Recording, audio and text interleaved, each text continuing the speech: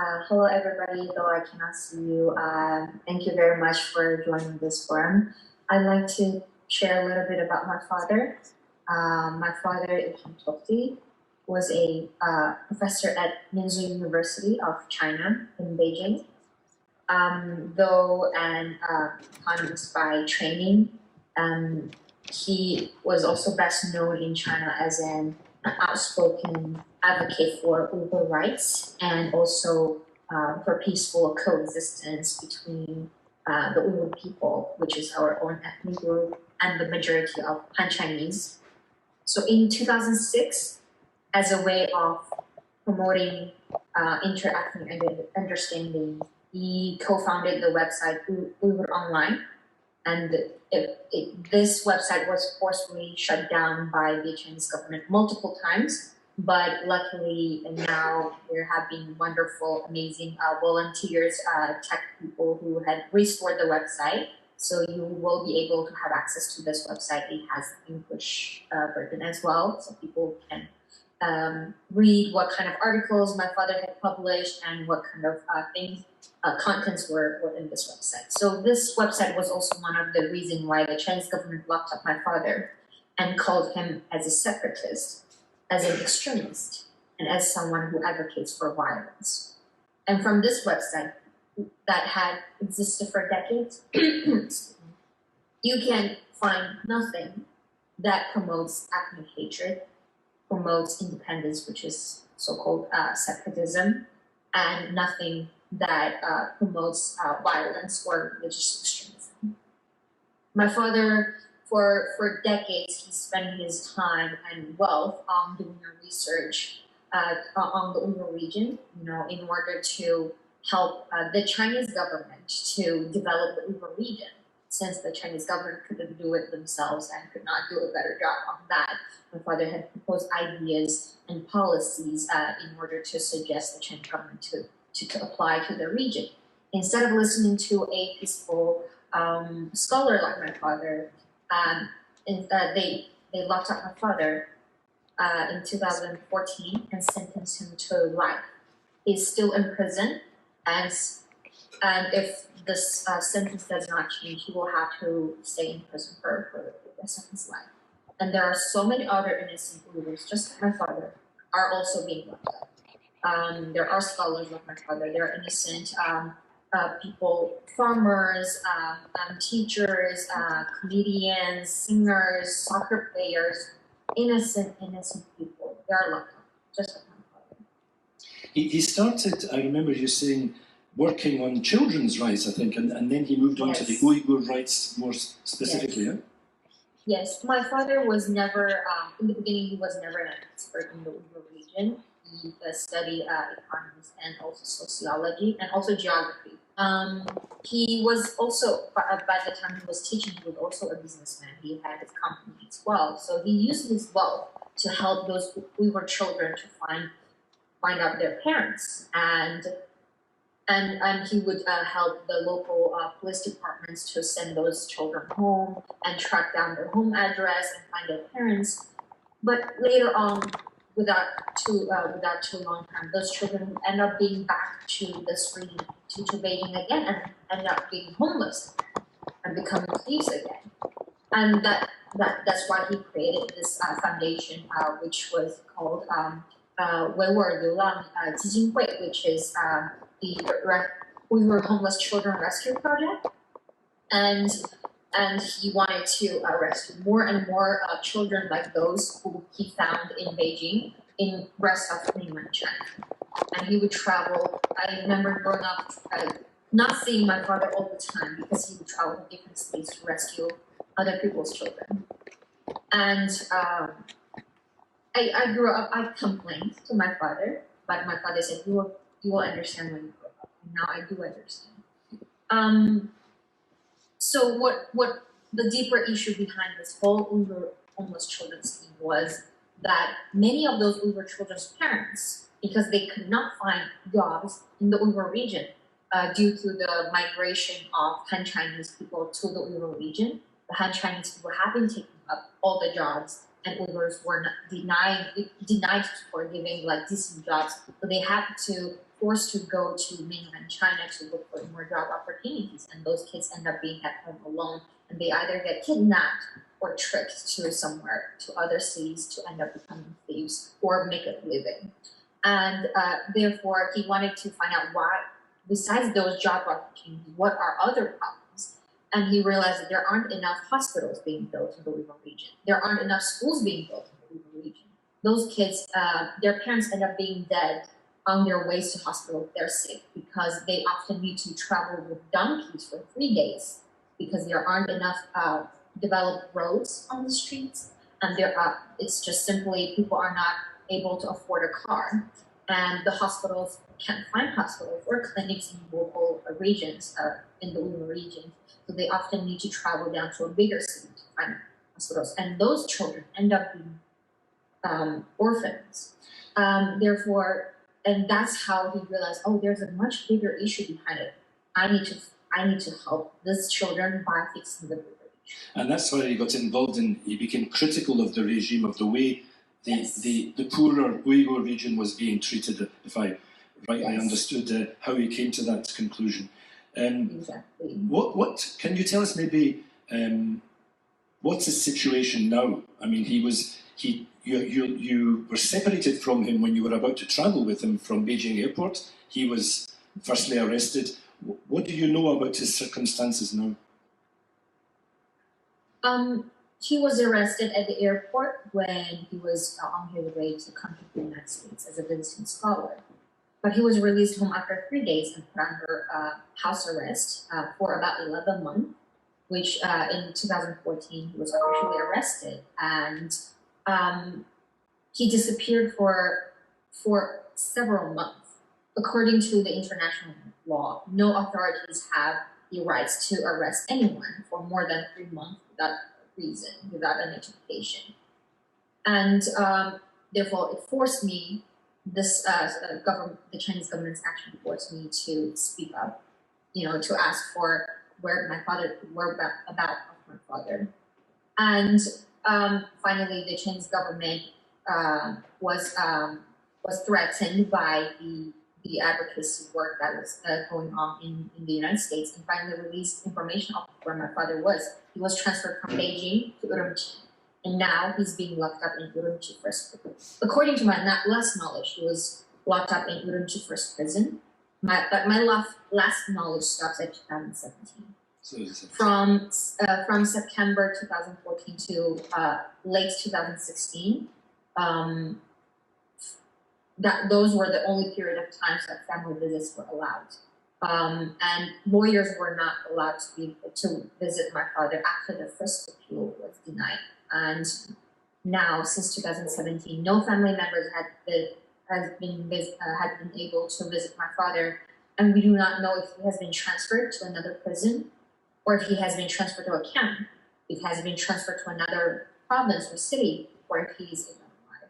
But you got some news of him, I can't remember at what stage, that he was, did you say he was teaching other prisoners, which seemed to be quite typical? I often ask people in 2016, 2017, when there was still situation was still a little loose, there were some Uyghur people who sensed that, the situation is going to go downhill with the new position of Xi Jinping being in charge, and with the change in being in charge in the Uyghur region. So lots of people had been fleeing out of China, and I was lucky enough to meet some of those people who was arrested and who had been in prison, and several of them had mentioned that my father was taking his old job in the prison. He had volunteered to teach in prison and teach prisoners about all sorts of stuff. And he, in the prison, it's just rumors that I heard. I don't know if it's true. I cannot verify it since I haven't been in there. But I have heard that there, in the prisons, the guards would host once a period of time, they would host competitions where each prison cells need to make a play to praise the Chinese government to the Communist Party. So my father would be appointed as a judge, and he would have to pick up which cell, inmates of which prisoners from those cells had won the best play and drafted out the best to praise Communist Party. And he also teaches Chinese language and inside the prison. That's just a rumor I heard. But it was still comforting to hear something from him. Doesn't matter what he's doing, at least having some news is also just a comfort for our family members. Well, that's why I want to ask you about yourself, Jehwer. It's quite an amazing and painful experience that you've been through. How do you feel about it? As the daughter of Ilham Tohti, do you? I can imagine that it's. Do you see it as a very heavy burden to carry, having had to reinvent your life in the United States, or do you maybe also see it as a kind of mission? I know you've been very outspoken on his behalf. How do you see it?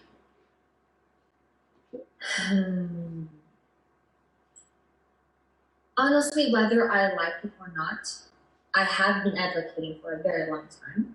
I was forced to, and I wasn't given another choice. I never planned for this life.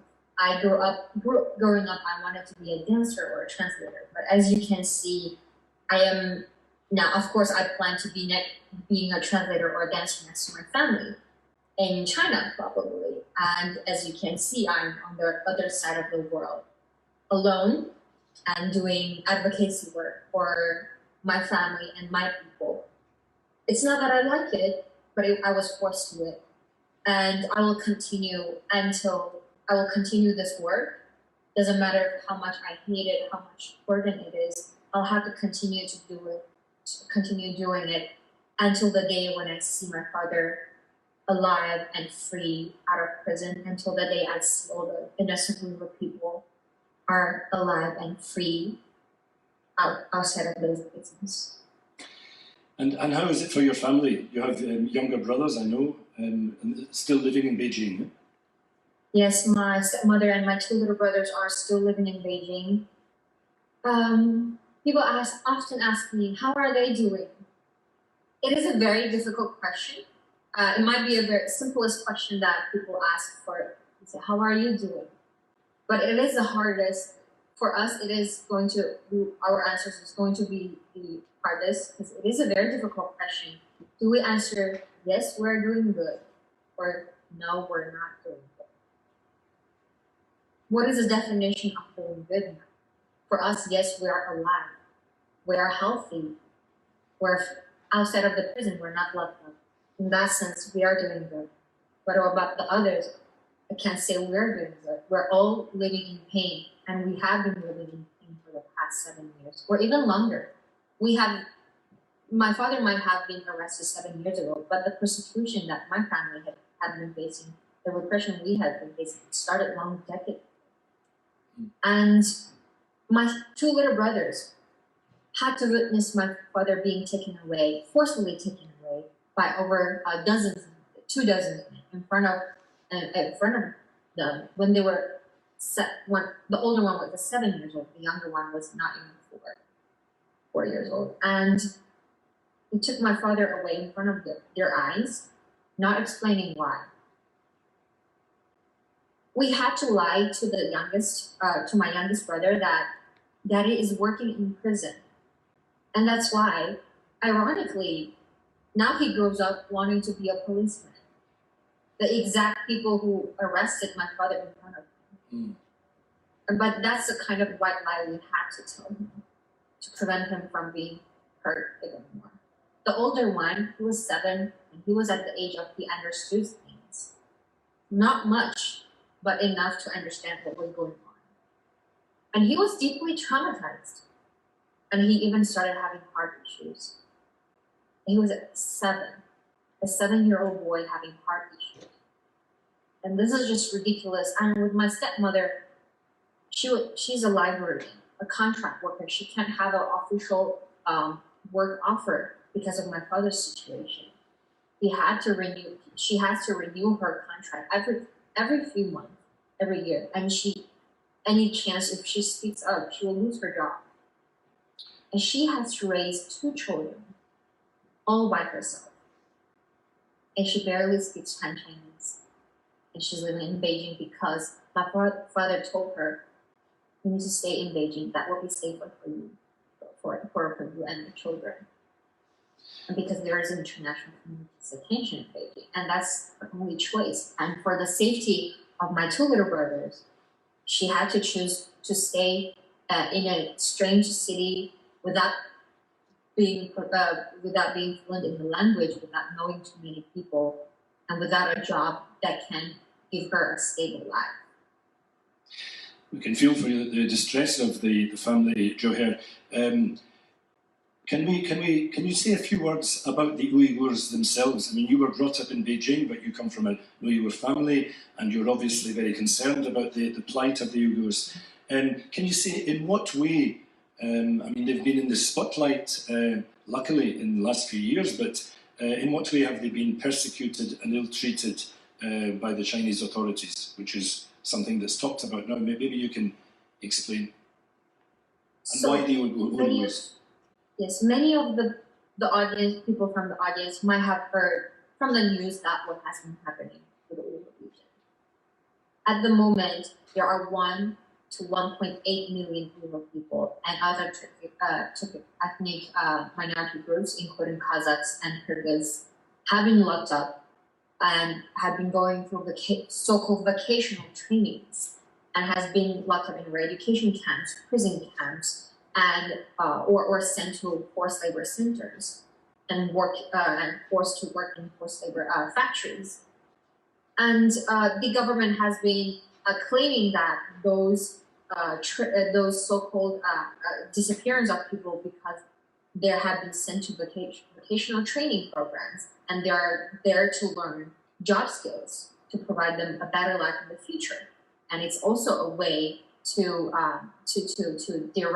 de-radicalize those Uyghur people, those people who have disease in their mind that needs to be cured. That's exact words that the Chinese government said in their statements. And it's a poverty alleviation program. That's what the government says. But what is very clear to me that the purposes of these policies is not to rescue us from poverty. And it's not to cure those diseases in our minds. Religion is not a disease. Religion is never a disease. And the over 1 to 1.8 million Uyghurs, are those all of the people that so-called religious extremists? What have you done to a group of people to make them religious extremists? And second, I would think it is to destroy our people instead of rescuing us from a poverty situation. There are egregious human rights abuses have been taking place in the region, such as gender-based sexual harassment and abuses, political indoctrination, forced sterilization, family separation, and also preventing Uyghurs from practicing our religion, our culture, and speaking our language freely. And these have been happening. And this should not keep happening. Thank you. And I think it's wonderful that you also often talk about the situations of other groups, and not just the Uyghurs, but those who have the same kind of plight. And you're in fact working. If we had more time, I could ask you to talk about forced labour, action against forced labour, because I know that's something that is dear to your heart in your own work for the Worker Rights Consortium, which campaigns against forced labour, not just in China, but in many other countries, which is wonderful. We are very grateful that you have agreed to talk to us in Luxembourg, to a Luxembourg audience, to a European audience this evening. And we are very happy to give you this forum to allow you to talk about what you're doing and about the situation in your country of origin. To finish off, maybe, what message would you like to get across to European audiences such as ours? What can we do to help, or what would you like to say to us? Thank you, Patryck. What the Uyghur people want is very simple. We want to be reunited with our families. We want our families to be free, to be safe. And this, we cannot do this without the Chinese government doing the action, and we cannot do this without the international community's help. And how can you help? Many people ask me this, and there's so many things people can be involved and put in action and make a change. For instance, I really highly recommend people to visit the website enduyghurforcedlabor.org. And Uyghur forcedlabor.org. And the labor is spelled in British way. It's the LABOUR. And please visit there. You will be able to find more information. There's a tab called Related Actions. You will be able to find specific actions. It's constantly updated. You will find specific action items that it doesn't matter which part of the country you're from, which ethnic background you're from, which religious group you're from. There are action items that you can follow and help to make a change on the Uyghur crisis. And also, another thing I would, as someone who's working in the forced labor prevention field, I would urge people to stop buying from brands that are brands and companies that are complicit in the Uyghur forced labor crisis. Instead, I would encourage people to buy from the brands that chose to be ethical, that chose to do the right thing, that chose to be on the right side of the history. And again, you can find which brands are complicit, which brands are ethical from this the same website that I had mentioned, and uyghurforcedlabor.org. From the brands, there's a tab called Brands. You will be able to find a list of brands. Please visit, and you will find out lots of useful information. I remember you also saying that you wish people would be more aware in this part of the world or in these countries of their own, how lucky they are to have some certain freedoms. Yes. One last thing I would like to ask people to do, it's not for me, it is for every one of you. After you get off this forum, when you go home, maybe you can give your family members a hug. Maybe you can, if your family members are living away from you, please give them a call. Appreciate what you have, please, because this simplest thing, it's not something that Uyghur people can have. This is so luxurious for us. It is going to be so difficult for us just to dial in our parents' phone numbers. And you can do that very easily. Please cherish what you have of the opportunity of being able to express your opinions on the internet, because this is not something everybody can have. Speaking up inside China could make you end up being in prison, but you are outside of this country, and you have the right to express your opinions. And please use your rights wisely. Please cherish what you have.